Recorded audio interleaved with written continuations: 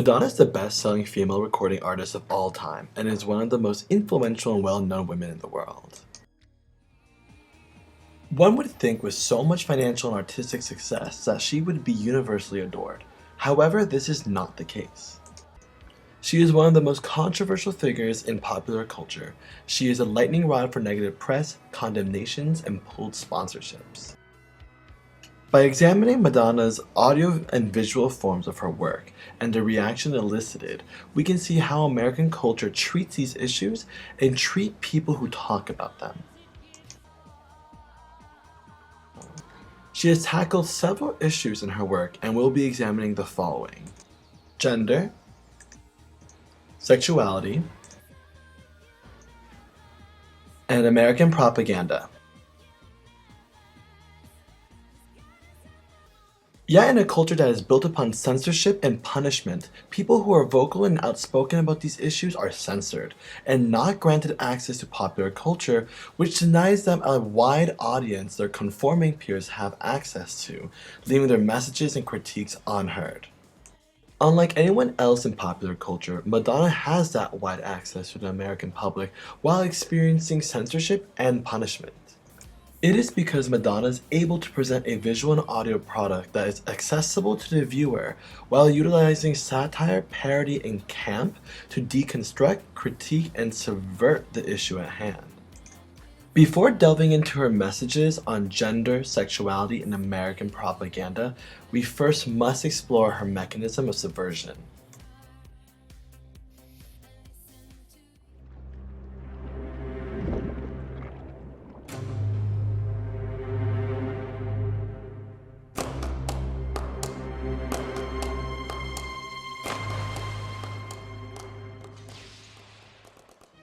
In 2002, Madonna wrote and performed the theme song to the James Bond film Die Another Day. Lyrically, the song talks about fighting the system while the body and mind are shut down in order to live or die another day. The opening sequence shows us the torture and suffering Bond endures while in captivity while employing the typical Bond motifs, the many silhouettes of thin women, and the violence towards James Bond. The male-inflicted violence is aggressive and painful, while the female-inflicted violence isn't as aggressive and is sexualized, as a female military official is attractive as she's presented to us only in fragments of her body, whether it's her high-heeled boots, her torso, or her face. She's also shown gently touching James Bond's tied-up arm and caressing his face while feeding him a scorpion. And of course, throughout this whole entire sequence, James Bond is tough and unbreakable. With all this information, gender roles are defined and reinforced in a matter of minutes. In her video for the song, Madonna utilizes the story from the film and the iconography from the James Bond genre in order for her to subvert it, but also to add a new, more fitting message to the song. Let's take a look.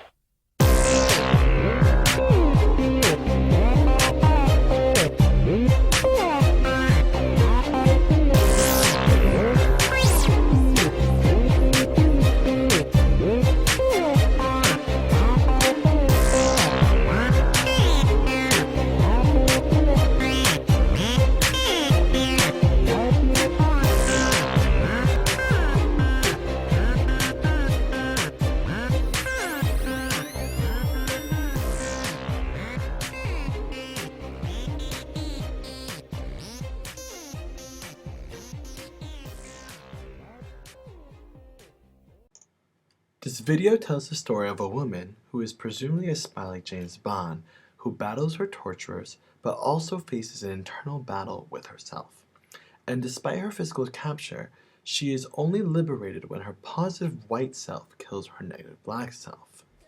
This message conveys that despite the physical torture one endures, the real pain and harm comes from the battles and torture within one's mind.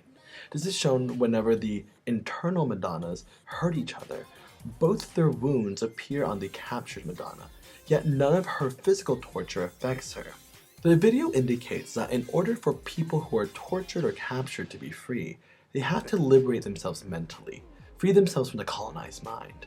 We see at the end of the video, when she finally frees her mind, she is able to escape from her physical torture while leaving the Hebrew symbol of freedom inscribed in the chair. Not only does the video add a more complex message to the song, which the film lacked, Madonna also utilizes the icons and narratives from the James Bond films to subvert the genre. The first important aspect that Madonna changes is that she takes the place of James Bond in her video. The torture that Madonna and James Bond both endure are the same. However, what is different with Madonna's torture sequence is that there is no female torturer, and the only females in the video are her multiple personas. In fact, in the opening scene, she kicks aside a high-heeled shoe, making it clear that there is no female presence in this world. And unlike the female torturer in a James Bond opening, Madonna and her different personas are incredibly aggressive and are like the male torturers. And within the eternal battle, the two Madonnas use an array of iconic James Bond weapons to fight each other. And having women use these weapons, which are designated for a famous alpha male, is breaking the rules of our culture, but especially the world and the culture of James Bond. And not only that, but Madonna makes her message clear when her sword stabs a portrait of James Bond in the heart. And since the internal battle takes place within the Bond universe, we can infer that her internal conflict is a result of living in this universe.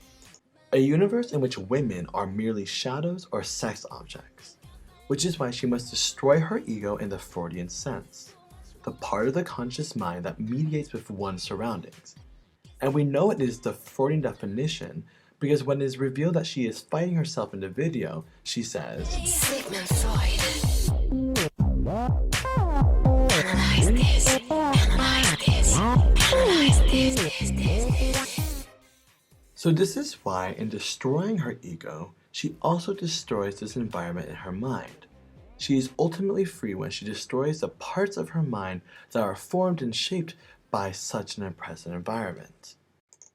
Madonna retools the Bond iconography in order to make a statement about the Bond universe and subvert the things that are most loved about it.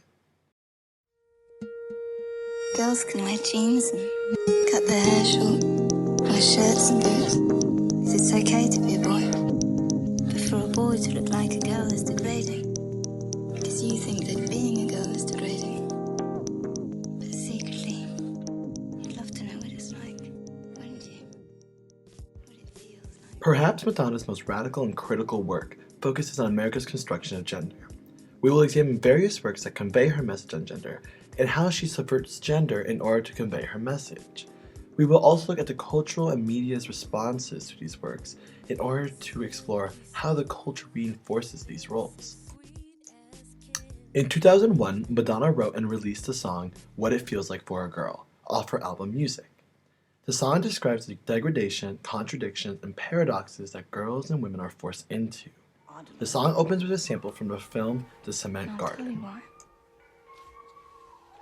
Girls can wear jeans and cut their hair short, wear shirts and boots, 'cause it's okay to be a boy. But for a boy to look like a girl is degrading, because you think that being a girl is degrading. But secretly, you'd love to know what it's like, wouldn't you? What it feels like for a girl. The sample demonstrates the hierarchy that is ingrained into us as Americans. It is perfectly fine for girls to strive to be like boys, whether it is in dress or demeanor. It is because our culture values dominance and aggression. We can see this in the unquestioned support of our military and in our entertainment. However, for a boy to dress in women's clothing or to act submissive is degrading. It is because it is unfathomable to our wider culture that someone in a position of power would give up their power and dominance. Madonna shows that in the hierarchy, for women to be successful, they must act like men. Yet, Madonna then describes the contradictions and paradoxes that are forced upon women that prevent them from acting in this way. For example, she says, When you open up your mouth to speak, could you be a little weak? Do you know you're trying hard to be your best? Could you be a little less? Do you know what?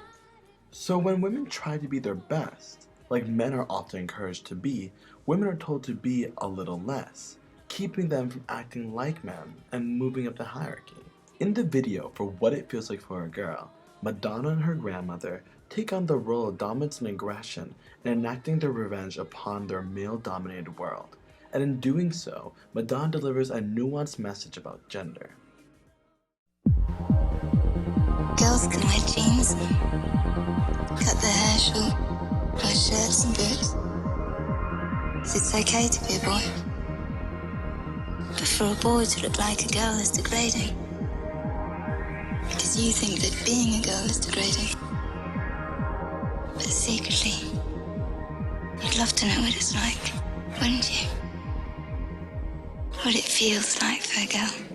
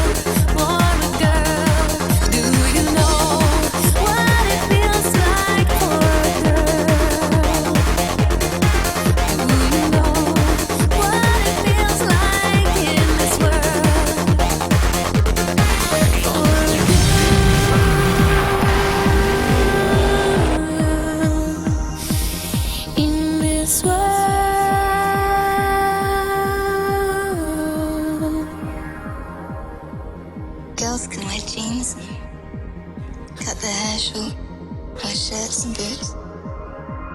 It's okay to be a boy. But for a boy to look like a girl is degrading. Because you think that being a girl is degrading. But secretly, you'd love to know what it's like, wouldn't you? What it feels like for a girl.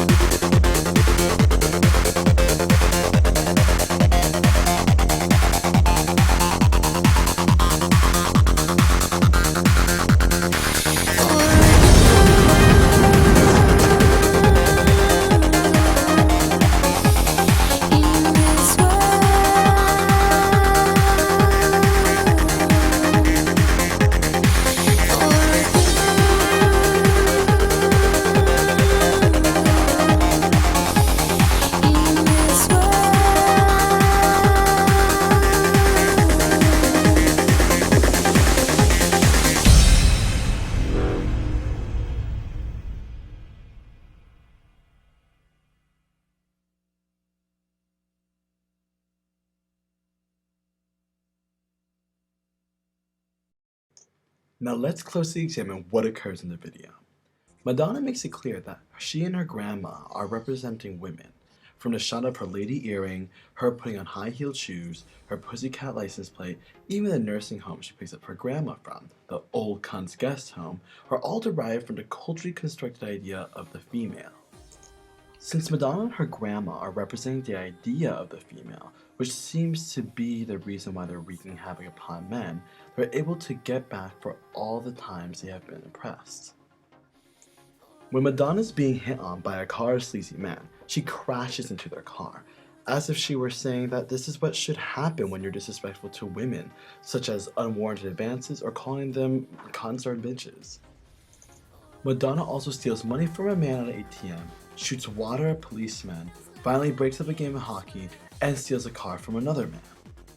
The two women violently take on the male-dominated structures, such as harassment, authority, money in business, competition and aggression, and material items and ego. It is clear that they are only attacking males and male-dominated structures because the only other female in the video is their waitress at the drive-in, who is confused by how much they overpaid for their meal. As the video progresses, their motives are revealed as it becomes clear that these women have been abused. We see Madonna's multiple bruises, painkillers, and fake IDs, which seem to indicate that she is on the run, but also represents the multiple identities women often take on.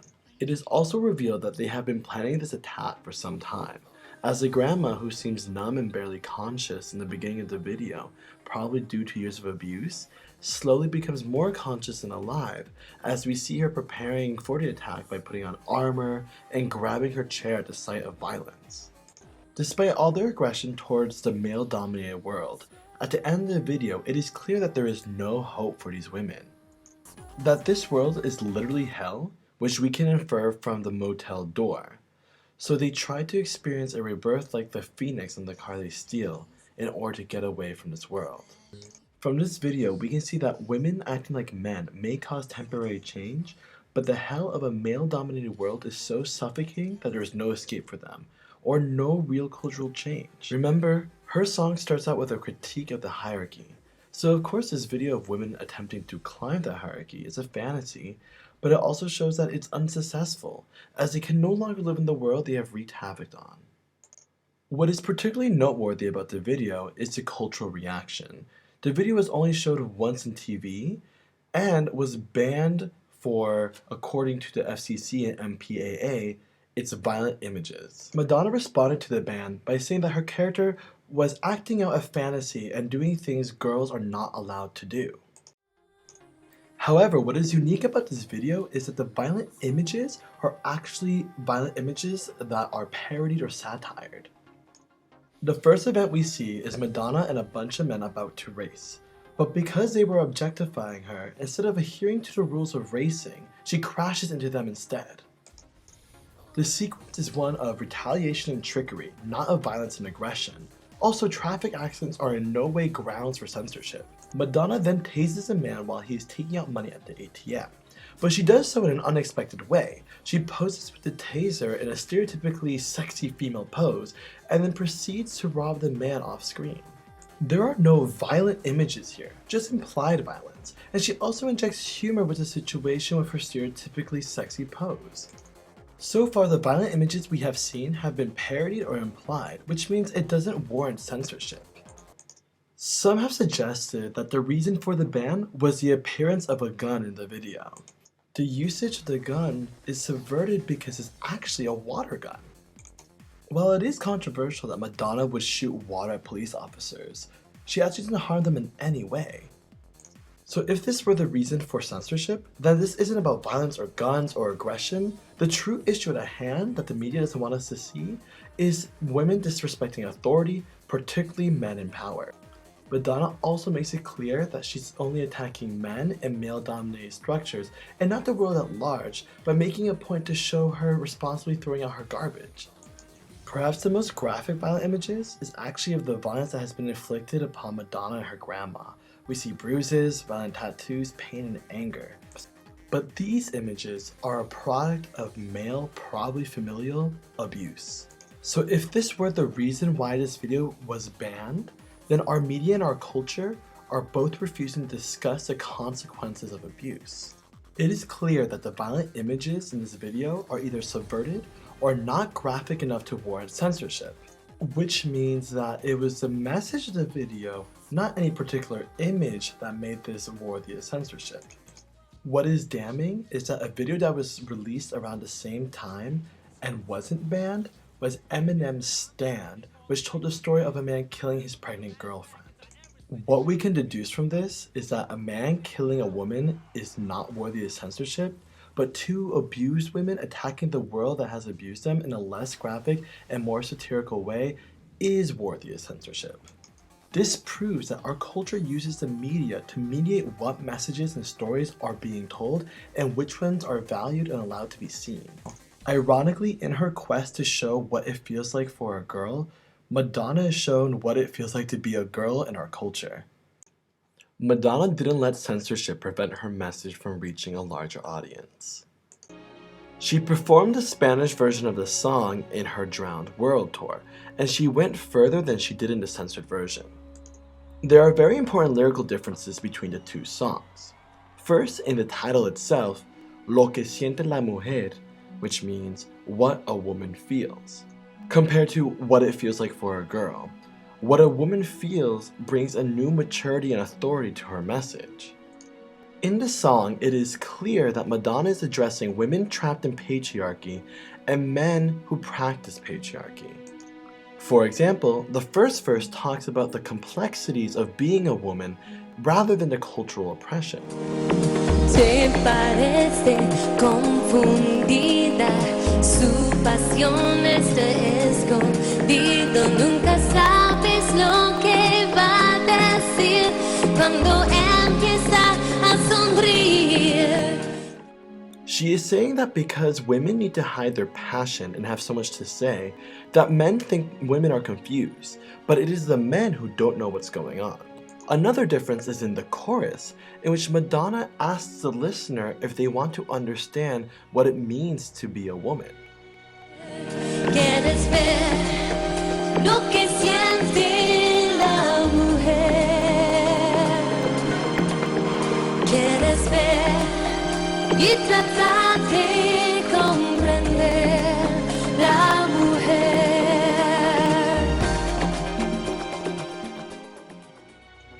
The chorus for What It Feels Like for a Girl is a lot more biting and critical for the lack of understanding, while the Spanish version asks the listener if they want to understand women and their complexities.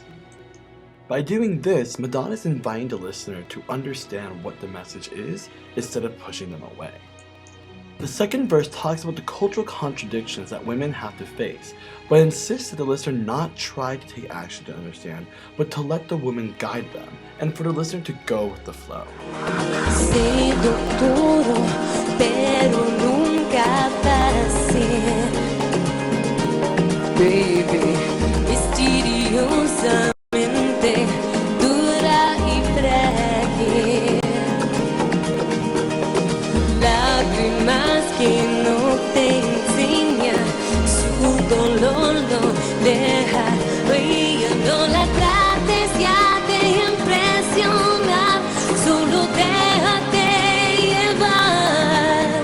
Quieres ver lo que sientes. This version changes the focus from the inadequacy of males to the strengths of women to lead.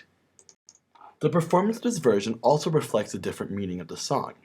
Instead of an aggressive masculine behavior like in the video, this performance features what a world would be like if everyone went with her flow.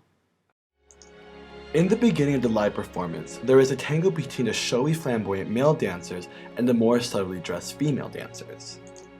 Tango traditionally is about the male leading and aggressing while the woman pushes him away while still drawing him closer. The dance conveys the contradictions that women have to live through in a male-dominated culture.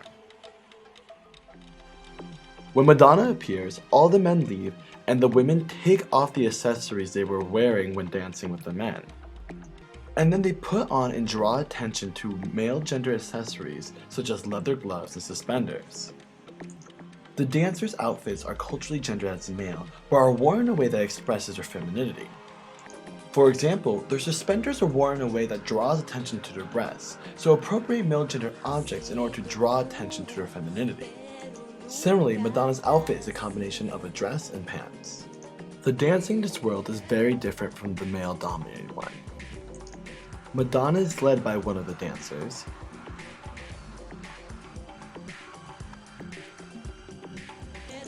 Madonna then leads another dancer.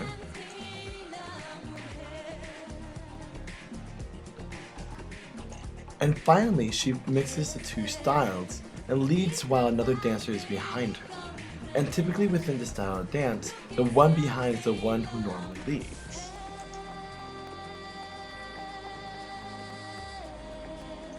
While in the male-led world of dance, women can only follow, in Madonna's choreography for women dancing with women, there are many more options. They can lead, follow, or do some of both.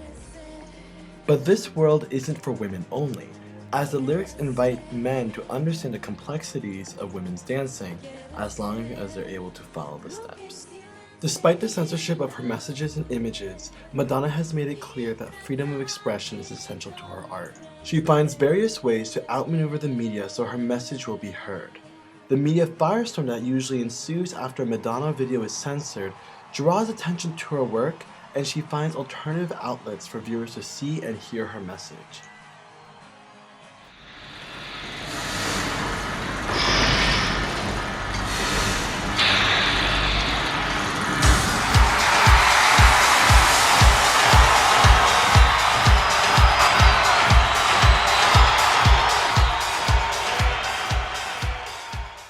The importance of free expression is seen in Madonna's views on gender and romantic relationships.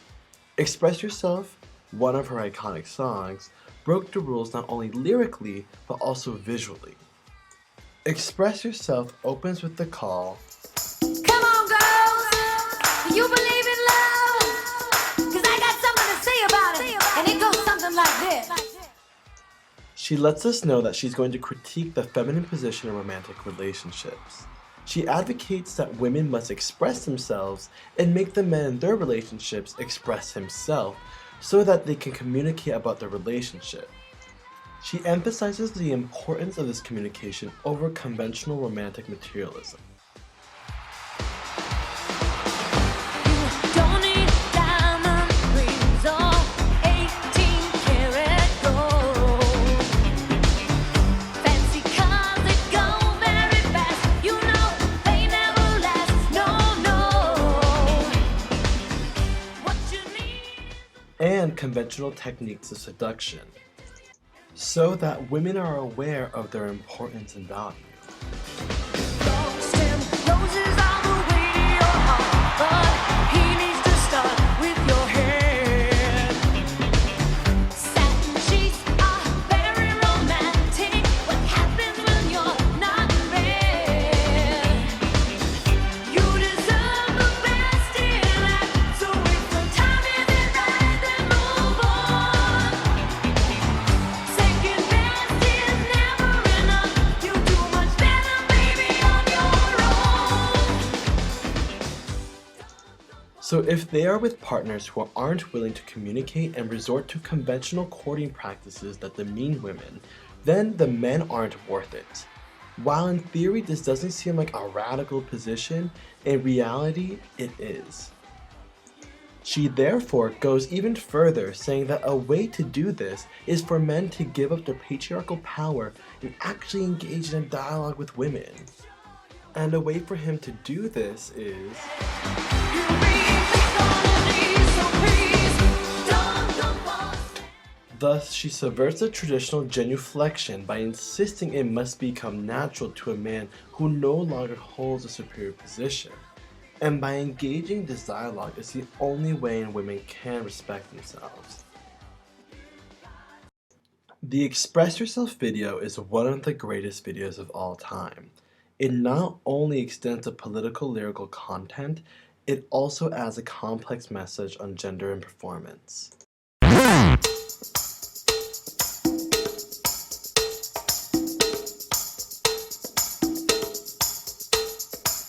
on, girls, do you believe in love? 'Cause I got something to say about it, and it Don't go for second best, baby. Put your love to the test. You know you got to make him express how it feels, and baby, then you know your love is real. You don't need diamond rings or 18-karat gold. Fancy cars that go very fast, you know they never last. No, no. What you need is a big, strong hand to lift you to your higher ground. Make you feel like a queen on a throne. Make you love you till you can't come down. Don't go for second best, baby. Put your love to the test. You know you got to make him express how it feels, and baby, then you know your love is real. Long stem roses all the way to your heart, but he needs to start with your head. Satin sheets are very romantic. What happens when you're not in bed? You deserve the best in life, so if the timing is right, then move on. Second best is never enough. You do much better, baby, on your own. Don't go for second best, baby. Put your love to the test. You know you got to make him express how it feels, and baby, then you know your love is real. Express yourself. You got to make him express himself. Hey, hey, hey, hey. So if you want it right now, make him show you how. Express what he's got. Oh, baby, ready or not.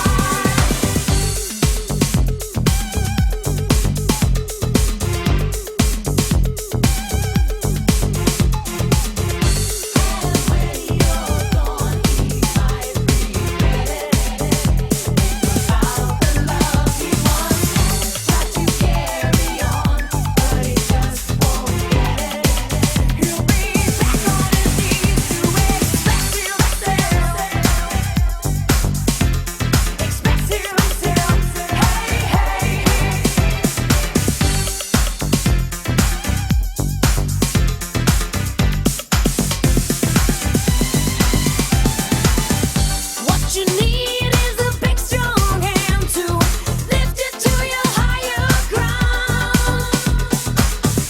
Make you feel like a queen on a throne. Make him love you till you can't come down. And when you're gone, he might regret it.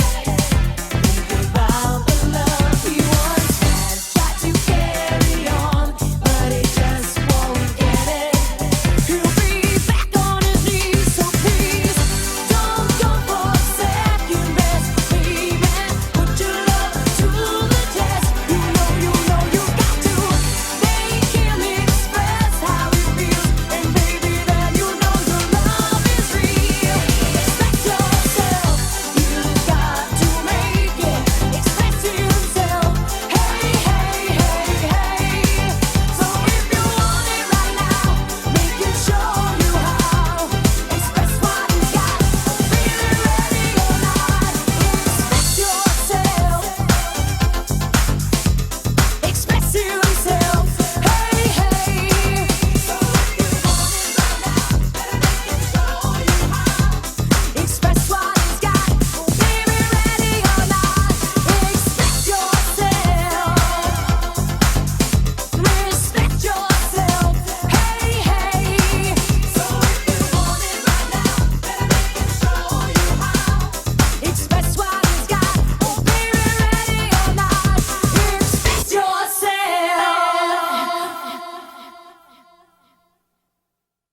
The video establishes various binaries. We have feminine, masculine, we have class with the workers and the boss, and dominant and submissive. Madonna uses these binaries that exist in our culture to show the problems that each causes and disrupts them in order to show their futility and how this disruption is a solution to these problems. The romantic storyline is clear. Madonna and her lover are divided in many ways. She is an elite and femme, while her lover is a worker and butch. They do not interact as they're in their own worlds.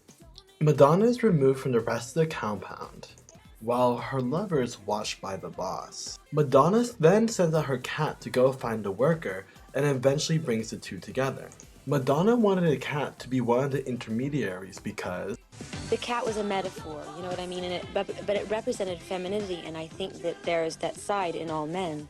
And she does this in order to show that the theme of Express Yourself is I can't say it. It's a very crass, well, it's very crass, but basically is that pussy rules the world. Madonna then also disrupts the gender binary in order to show how much it controls our lives, but also to propose a solution to this lack of freedom. Madonna starts undressing, giving an all-knowing look to the camera, since we all know she's gonna get naked, but she subverts this by wearing male clothes. She shocks the viewer by not being naked, but by looking like the boss of the factory.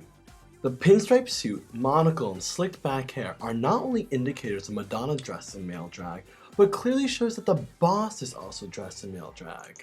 Both are dressed in classic drag king attire from the 1920s. The pinstripe suit and monocle both mark masculinity and upper class status. And Madonna does this for a couple of reasons. As well as there's the masculine side in me. That's why eventually I went into that world and I wore a suit and I had a monocle and I behaved as a man.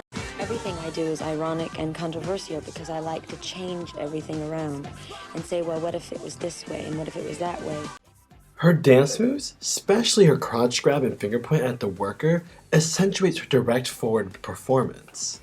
Madonna is only able to get the worker's attention by leaving the feminine world and entering patriarchy as a male, which gives deeply homoerotic explanation for male hierarchical behaviors. They don't pay attention to a woman until she acts like a man. Madonna disrupts the gender binary by seamlessly performing and dressing as both male and female, thereby fulfilling her desires instead of being impressed by them. Madonna also subverts the dominant-submissive binary by altering both. One of the most controversial images in this video that angered both academics and the general public was Madonna chained by the neck. Academics view this as incredibly submissive, as the New York Times said that Madonna's declaration of feminism were loopy bits of symbolization and also politically incorrect. However, Madonna explains that No matter how in control you think you are about sexuality or a relationship or a power struggle that exists in a relationship, there's always a certain amount of compromise that takes place and a certain amount of sort of being beholden to someone if you are in love with them. And it doesn't matter how in control you think you are. But it's something that you choose to do. And no one put the chain around my neck except me. So I was chained to my desire. while this claim to be chained to one's desires is a bit off, both the New York Times and the academics overlook the butch male also has a chain around his neck, meaning he's also submissive. The disruption of dualities is even clearer when the feminine Madonna is shown crawling under the table like a cat, while the smoking, pinstriped, and monocle-wearing Madonna watches from the couch. She is both femme, butch, submissive, and dominant, and each of these personas are aware of the other. Madonna is consciously performing these roles, therefore not unconsciously playing out all the gendered anxieties and conflicts the heteronormative patriarchy prescribes in the repetitive gender rituals of modern society. Madonna shows us the clash of male and female in patriarchy and how a female world less fettered by dichotomies is preferable to a man's world. Because of the suffocating and rigid nature of the male world, the worker is unable to move between spheres. It is Madonna who is able to exist in both realms and is able to lead the man to a more feminine existence. Their scene making love is juxtaposed with the fighting, violent male world below that Madonna helped her lover escape. It was by consciously seeing the differing worlds of masculinity and femininity that allowed for the creation of some freedom. Madonna continued to express her desires and ambitions, particularly her sexual ones.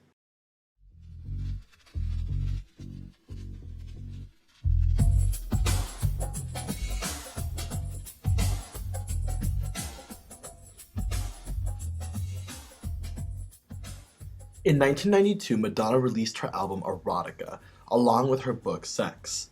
The album and the book focus on the cultural oppression of sexuality, sexual liberation, BDSM, gay rights, sexual fluidity, HIV, and safe sex.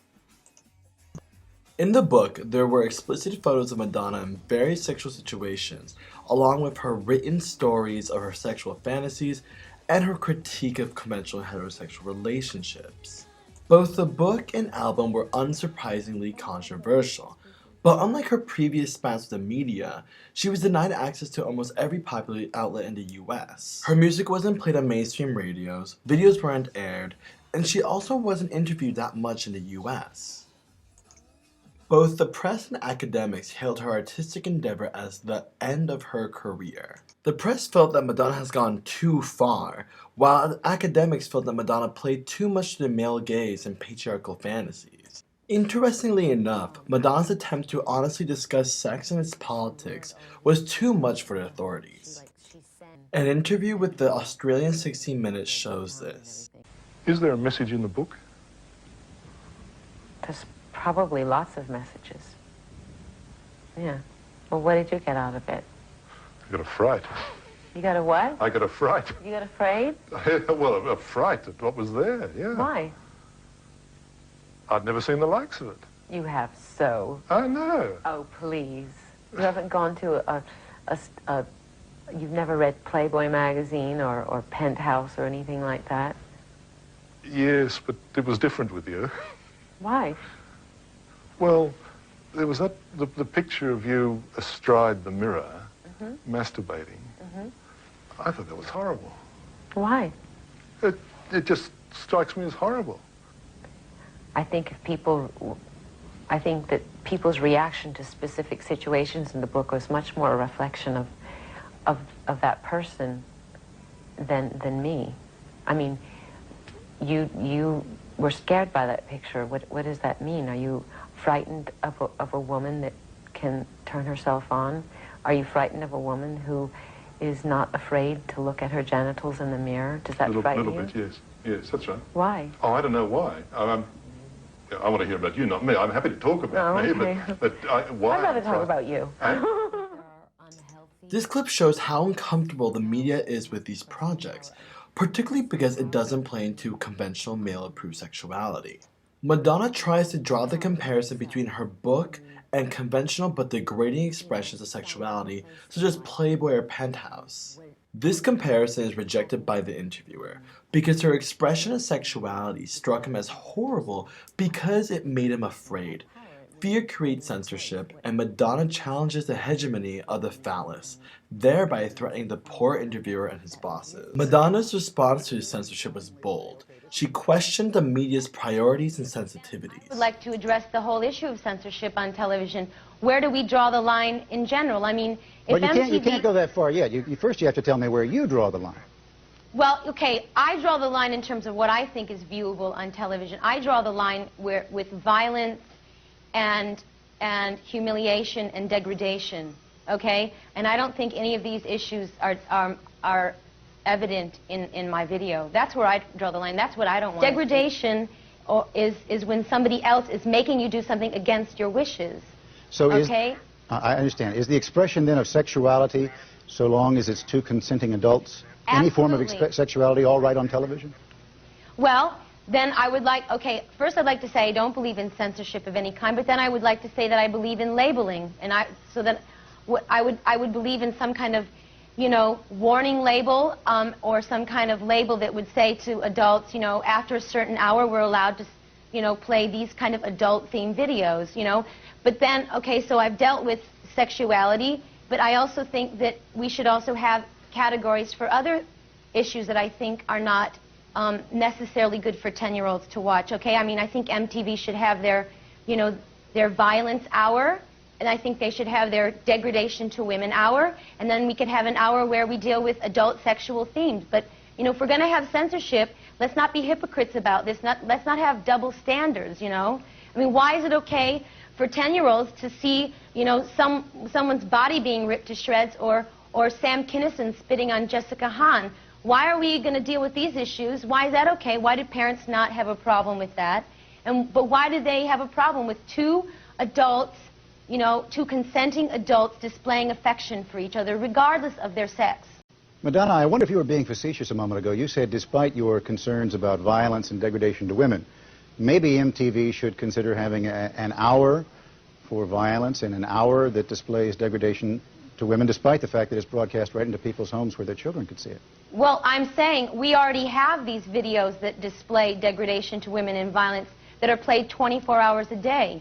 But yet they don't want to have a video playing that deals with sex between two consenting adults. So I'm saying, you know, where do we draw the line? Why is this good for a 10-year-old to watch, and why is it, and I guess I was being sarcastic, you know, to say, look, give me a chance, you know, let me have my slot, give me a warning label, warn parents so it doesn't take them by surprise, so that they have a chance to take their child away from television, but also warn them about violence and warn them about, you know, scenes and videos that depict degradation to women. The public's reaction during this era, which was called Madonna Backlash, can be best summed up by this description. Erotica was the first time the artist's music took on a decidedly combative, even threatening tone, and most people didn't want to hear it. Yes, Madonna is combative when forced with denial and censorship. We best see this in her roundly criticized VMA performance. In a stage-set brothel, she and two other women dressed in male drag danced a sexually explicit routine with 3 other women in female drag, thereby satirizing the overly aggressive nature of male performance and the submissive nature of female performance, while overtly displaying a high degree of female homoeroticism. Fucking Sheilas. Yeah. Man, fuck those things. Yeah. We ain't gonna cry for no broads. No. No way. No way. We don't cry for dames, right? No. They don't know what they're talking about. No. We know what we're talking about. Yeah, fuck women. Yeah. We fuck women. Yeah. We do? Fuck it! Madonna exposes the national hypocrisy of freedom of expression. Expression of sexuality was completely censored because it shows women being in control of their bodies and unafraid of enjoying consensual sex. She also exposes the gendered sadomasochistic culturally accepted sexual rituals and behavior, which is something that Americans can't accept because that means we've got it all wrong.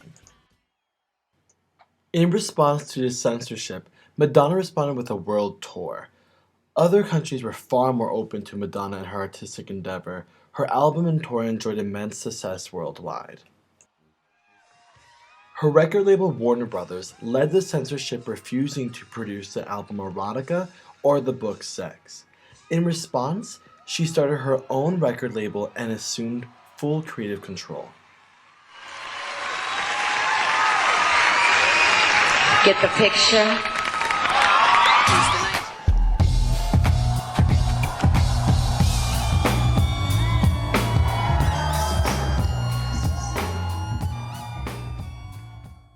After 2 years, she released the song Human Nature, which confronted the backlash and censorship that she had encountered. The lyrics are hard-hitting and aggressive. She announces that sex and what she did is human nature. She renounces any criticism by saying, I'm not your bitch, don't hang your shit on me. She also makes fun of the ridiculous fuss, declaring, did I say something wrong? Oops, I didn't know I couldn't talk about sex. And proclaiming she is breaking all the rules I didn't make. In the music video for Human Nature, she furthers her critique, spoofing and parodying the American perception of her. Express yourself, don't repress yourself. Express yourself. Madonna and her dancers appear in PVC bodysuits and engage in bondage, domination, and sadomasochism. But unlike her previous videos, it is done in a humorous way. For example, Madonna yawns while spanking one of the tied-up dancers, implying that she is bored with this scenario and also that the media's outrage is rote and overdone. Throughout the song, the refrain is repeated while it is matched with sequences of her being manipulated and controlled by her dancers. This visual motif of social control and restraint is vividly portrayed when Madonna and her dancers are all confined to small boxes, which they try to break out of. At the end of the video, we see that all 6 people leave their boxes and join Madonna in her box, indicating that this restraint and control is something that affects everyone and that people might as well recognize it and enjoy each other in this box.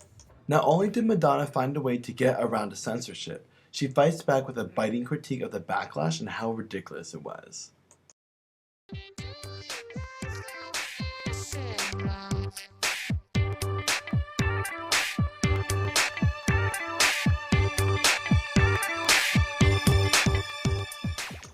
Madonna then reinvented her image from sexual heathen to cowgirl for the release of her album Music, while maintaining her biting cultural commentary. Madonna's cowgirl marks the point when she begins her deconstruction of important American symbols.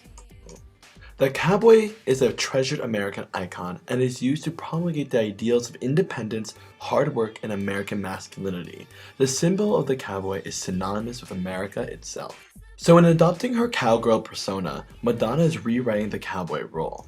Does the cowgirl stand for the same principles, and what relationship does she have with the cowboy? Madonna uses her cowgirl to expose the constructed nature behind the images. This deconstruction dominates her video for the song Don't Tell Me. Don't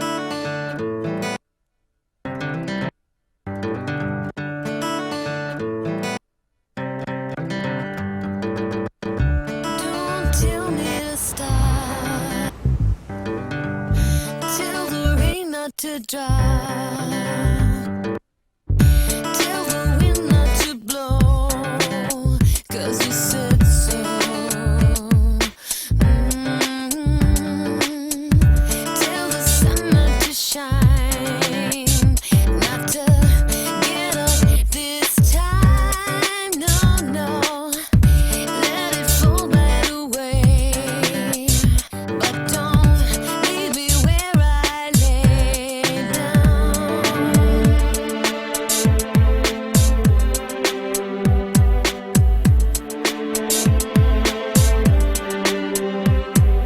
Tell me love isn't true. It's just something that we do. Tell me everything I'm not, but please don't tell me to stop.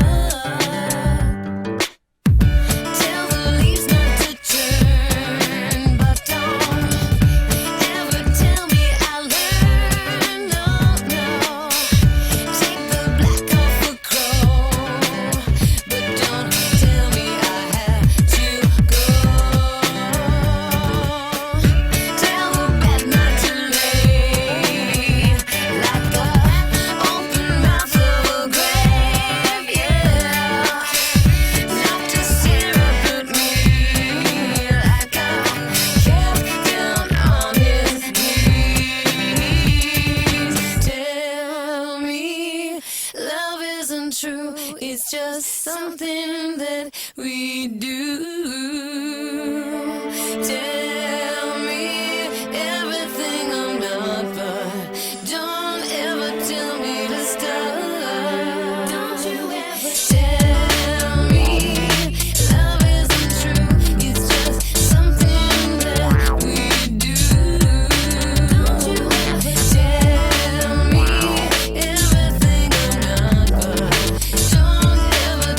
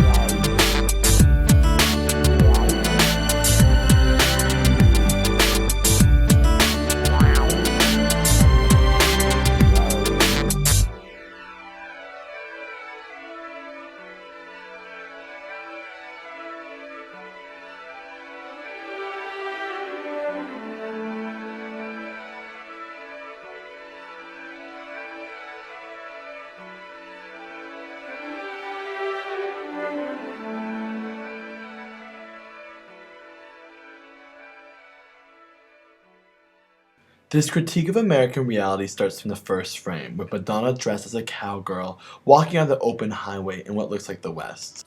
A tractor trailer drives by that blows off her hat, and seconds later we see that she was in fact walking in front of a projection of the West. This makes us question the illusion of freedom we were first presented with.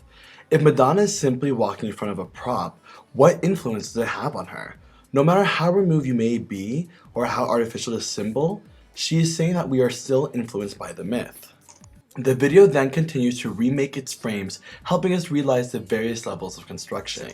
We are presented with projections within projections of cowboys rodeoing or dancing.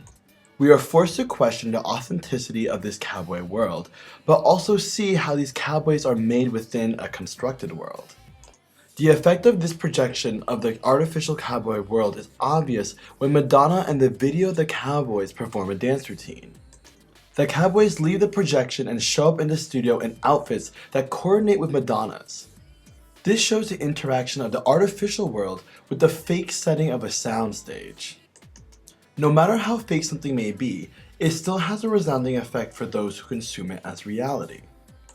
More specifically, it is this construction of America, its symbols and mythology, that is purely made up and yet has real effects across many different situations. The last minute of the video drives home the point about the cowboy, and by extension America, as it is simply a construction manipulating its consumers. We see a cowboy breaking a horse intercut with shots of Madonna in casual clothing riding a mechanical bull that is simply an outline of an actual bull. Madonna and the cowboy are doing the same thing, except the cowboy is constructed by 3 layers of illusions, while Madonna is only framed by 1, thereby showing the actions are entirely the same, except that she is exposing the mechanical illusion of it all. This calls into question the authenticity of the cowboy and his world. This critique is completed when the cowboy is upset when falling off his horse. This symbol will eventually fail when exposed.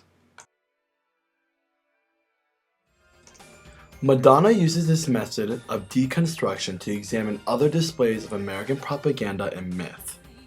She uses camp and satire in order to show us how harmful these things are. By exaggerating a performance of a role, one begins to see how ridiculous the role is. This exaggeration is fundamental in taking apart various symbols and myth, because our daily lives are inundated with these stories and these images, and we accept these things as normal, real, and impossible to change. By blowing them up in performance, we are able to look at these roles from a different perspective to actually understand the way the propaganda works. In her song Hollywood, Madonna takes on the myth and structure that she is a part of, the entertainment industry that controls what we see, hear, consume, and shapes our perception whether we are engaging with it critically or unconsciously. The images that are produced are fused with our daily lives. They are a significant part of our daily social routines, which constitute our reality. In the same way the Horatio Alger story is used to promote work ethic and discipline, the myth of fame and fortune produced by the entertainment industry is used to foster the idea that stars are superior than commoners because of their talent, hard work, and physical beauty, and that those who make it within the system are special.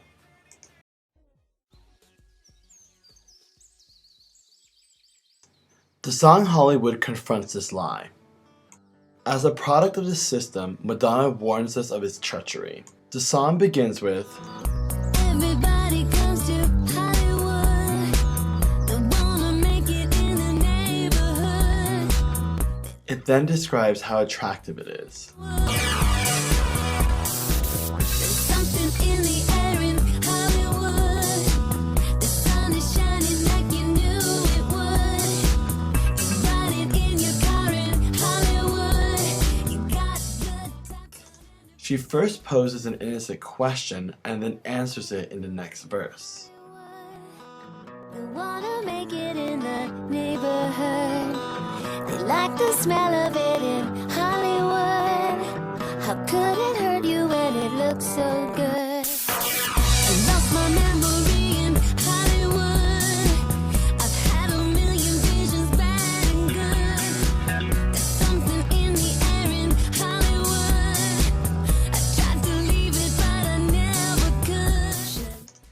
She concludes with a telling critique.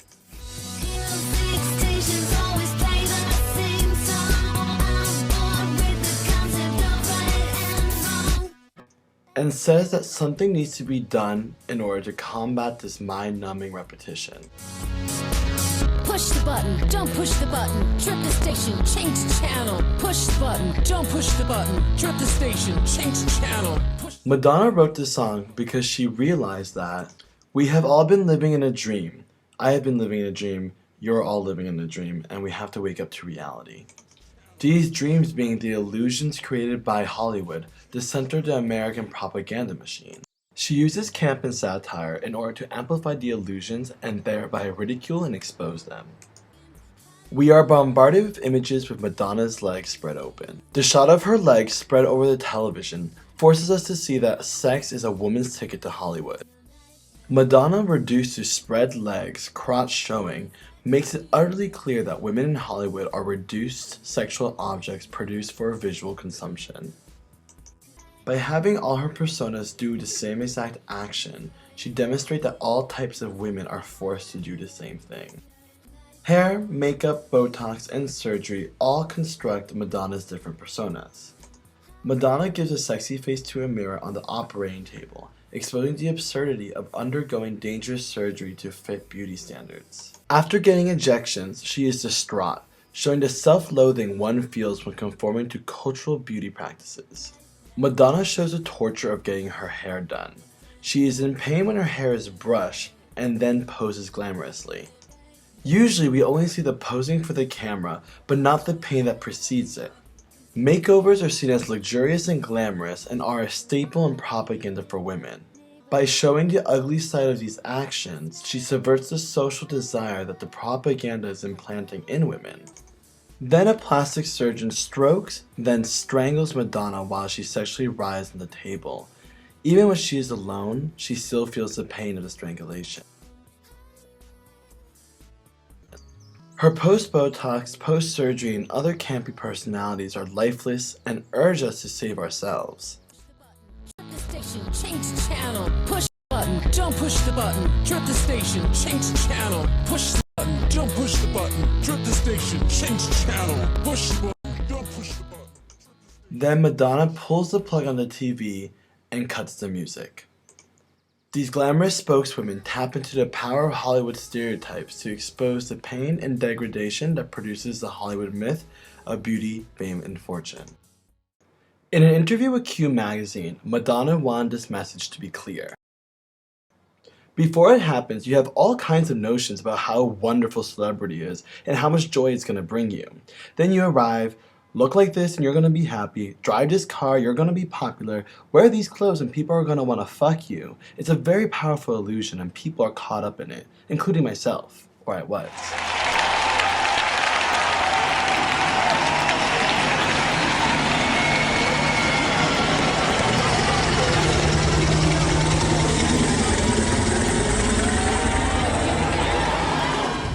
In 2003, Madonna released her first single, American Life, from her album of the same name. The song describes the struggles and perils of living in America, a society that promotes such shallow materialism and requires a changing of one's identity in order to be accepted.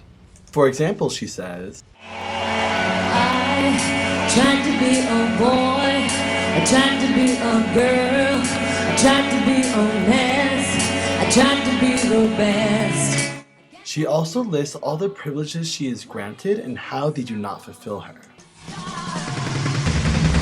I'm drinking a latte, I get a double shot it goes up through my body and you know I'm satisfied. I drop my Mini Cooper and I'm feeling super duper. Yo, they tell me I'm a trooper and you know I'm satisfied. I do yoga and Pilates and the room is full of parties, so I'm checking out the bodies and you know I'm satisfied. I'm digging on the isotopes, better crazy shit is jumping in for this beginning. Hope you know I'm satisfied. I got a lawyer and a manager, an agent and a chef, 3 nannies and an assistant and a driver and a jet, a trainer and a butler and a bodyguard of 5, a gunner and a stylist. Do you think I'm satisfied? The music video reinforces this message. Filmed a month before the US invasion of Iraq, it anticipates the typical aggressive American responses post 9/11. The video was released immediately after the invasion of Iraq to European, Australian, and Latin American audiences. But not to American audiences. Why? Let's see. Do I have to change my name? Will it get me far? Should I lose some weight? Am I gonna be a star? I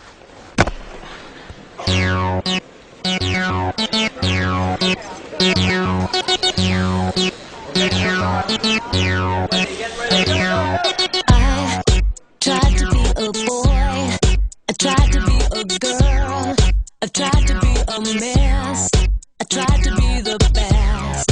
I guess I did it wrong, that's why I wrote this song. This type of modern life, is it for me? This type of modern life, is it for free?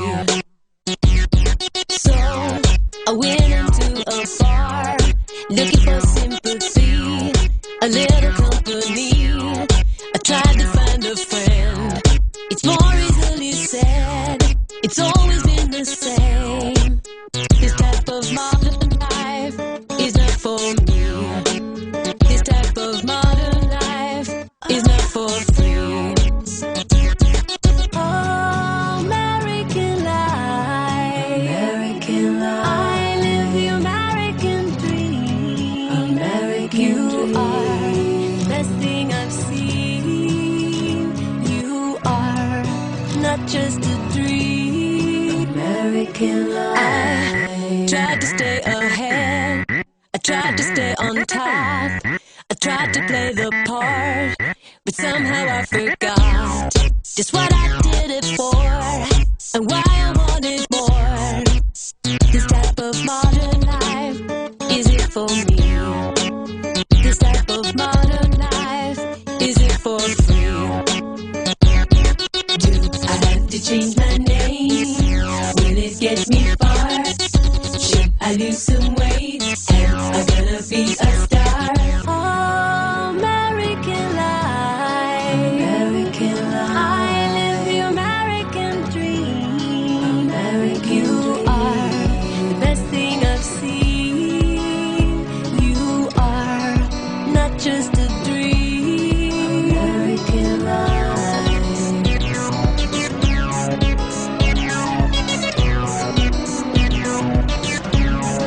American life. Tried to be a boy, tried to be a girl, tried to be a mess, tried to be the best, tried to find a friend, tried to stay ahead, tried to stay on top. Fuck it. Do I have to change my name?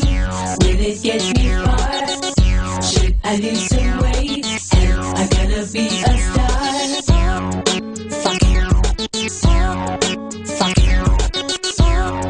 Fuck it. Fuck it.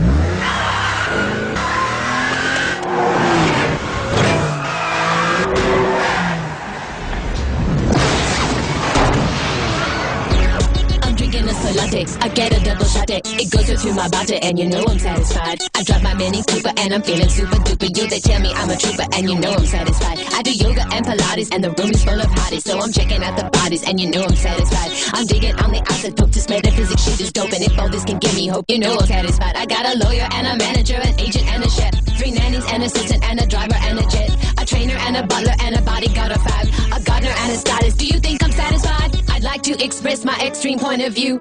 I'm not a Christian and I'm not a Jew. I'm just living out the American dream, and I just realized that nothing is what it seems.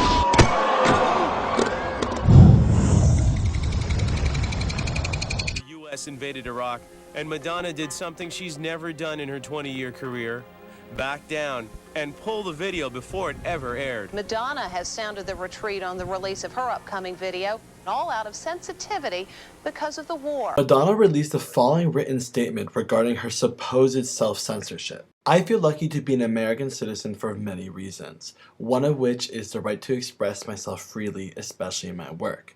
Due to the volatile state of the world and out of sensitivity and respect to the armed forces, who I support and pray for, I do not want to risk offending anyone who might misinterpret the meaning of this video. This is not the whole story.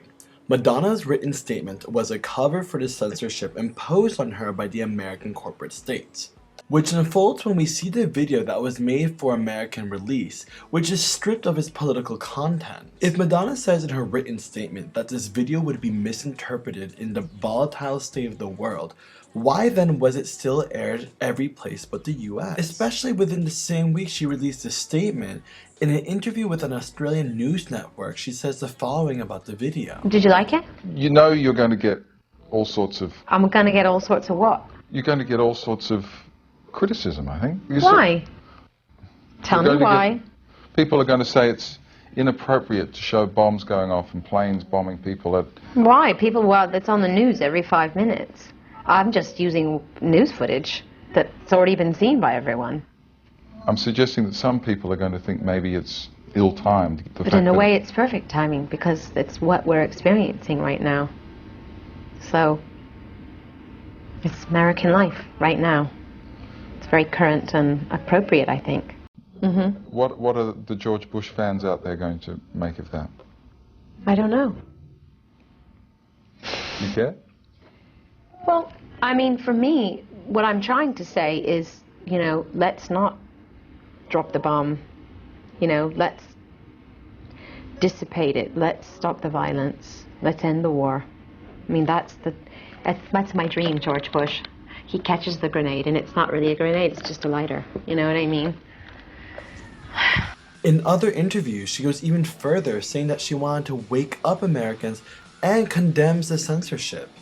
I'm agreeing with everybody. Saddam Hussein is a bad guy, okay? But to, you know, to somehow resolve the conflict without a lot of pain and suffering of innocent people was my, you know, that's my dream and my goal. And I wanted to make a video that was going to wake people up and say, hey, stop being distracted by, you know, all of your entertainments, you know, TV fashion shows, like, you know, the superficial life. There's a real war going on here or about to go on here, and we have to do whatever we can to stop it. You know, it's ironic that we're fighting for democracy in Iraq because we ultimately aren't celebrating democracy here, because anybody who has anything to say against the war or against, you know, the president or whatever is punished, and that's not democracy. It's people being intolerant. It is clear that Warner Brothers and its parent company Time Warner Incorporated were protecting profits and connections with the Bush administration by censoring the original video, and forcing her to release a statement proclaiming self-censorship when it is obvious they had a contractual gun to her head. The proof of this not only lies in her various contradicting statements about the video, but also a couple of months later, Madonna's record label Maverick sued Warner Brothers, its parent company, for mismanagement and damages, thereby severing the relationship.